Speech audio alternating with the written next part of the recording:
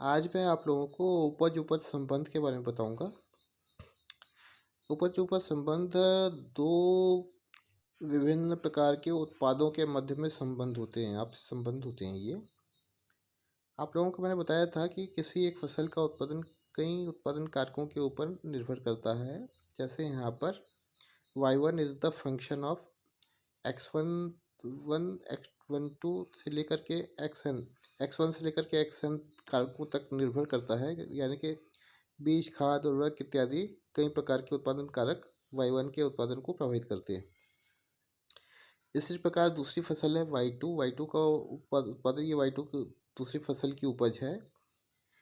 ये भी उन्हीं उत्पादन कारक यानी कि x1 से लेकर के xn तक ये सारे उत्पादन कारक y2 के उत्पादन को प्रभावित करते हैं।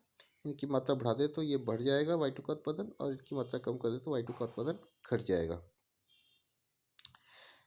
उत्पाद उत्पाद संबंध की एक विशेषता ये होती है कि दोनों फसलों में समान ही उत्पादन कारक लगाए जा रहे हैं, लेकिन इनकी कुल मात्रा किसान के पास निश्चित होती है। फॉर एग्जांपल x11 जो कि y1 के उत्पादन में लगाया गया है, और x21 जो कि y2 के उत्पादन में लगाया गया है, एक ही उत्पादन कारक है, उसकी कुल मात्रा x1 है। अगर इस x1 में से आप y1 में x1 का उपयोग ज़्यादा करेंगे तो y2 के लिए x1 की मात्रा कम बचेगी। अगर आप y2 में x1 का ज़्यादा उपयोग करेंगे तो y1 के लिए x1 की मात्रा कम बचेगी। यानी कि इसकी कुल मात्रा दोनों उत्पादन कारक, एक ही उत्पादन कारक जो दो अलग अलग फसलों में लगाया जा रहा है, उसकी कुल मात्रा किसान के पास निश्चित होती है।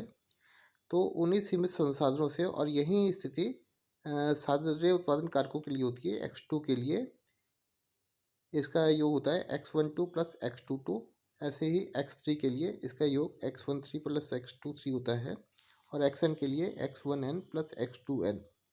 तो सारे ही उत्पादन कारक किसान के पास सीमित मात्रा में होते हैं। ये उत्पादन कारक अगर एक फसल के उत्पादन में ज़्यादा लगा दे तो दूसरे फसल के उत्पादन के लिए उसके पास उत्पादन कारक कम बचेंगे और दूसरी फसल का उत्पादन कम होगा।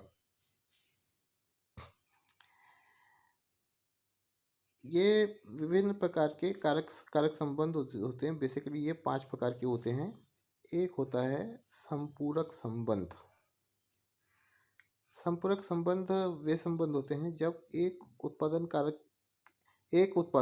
वस्तु के उत्पादन को बढ़ाने में दूसरे वस्तु का उत्पादन अपने आप बढ़ता है। जैसे मैं यहाँ पर एग्जांपल ले रहा हूँ दूध का उत्पादन और फसलों का उत्पादन। जब किसान पशुओं को पालता है तो पशुओं से दूध का उत्पादन प्राप्त करता है, लेकिन इसका एक बाई प्रोडक्ट निकलता है गोबर। गोबर से गोबर की खाद बनती है जो खेतों में डाल करके फसलों की उर्वरा शक्ति को बढ़ाता है। और गोबर दूध का एक बाई प्रोडक्ट होता है जो कि फसल उत्पादन में लगता है और फ्री ऑफ कॉस्ट मिलता है। तो इससे क्या होता है कि दूध का उत्पादन बढ़ने के साथ साथ फसल का उत्पादन में स्वतः वृद्धि हो रही, क्योंकि गोबर की खाद डालने से फसल के उत्पादन में वृद्धि होगी।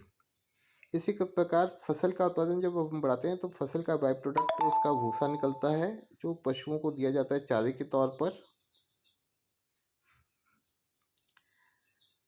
तो उसकी वजह से दूध का उत्पादन भी अपने आप बढ़ता है। तो इसको संपूरक संबंध बोलते हैं। दूसरा होता है पूरक संबंध। पूरक संबंध में जब एक फसल का उत्पादन बढ़ाते हैं तो दूसरे फसल के उत्पादन में ना तो वृद्धि होती है ना कमी होती है। Change in y2 upon change in y1 की स्थिति ये 0 के बराबर होता है। इसका एग्जांपल है इंटर क्रॉप्स। जब गेहूं की फसल के बीच में की कतारों के बीच में हम सरसों की फसल ले लेते हैं तो सरसों की फसल फ्री में निकल आती है। इसको हम लोग इंटरक्रॉपिंग बोलते हैं। ऐसे ही आम के बगीचे में जब आम छोटे होते हैं तो हम लोग खाली ज़मीन का उपयोग करने के लिए वहाँ पर पपीते का उत्पादन प्राप्त कर लेते हैं। तो पपीते का उत्पादन हम लोगों को फ्री में ही मिल जाता है। इसको पूरक संबंध बोलते हैं। इसके बाद अगला आता है कॉम्पिटिटिव रिलेशनशिप, जब एक फसल का उत्पादन बढ़ाने में दूसरी फसल का उत्पादन में कमी होने लगती है, दोनों फसलों में कंपटीशन आता है।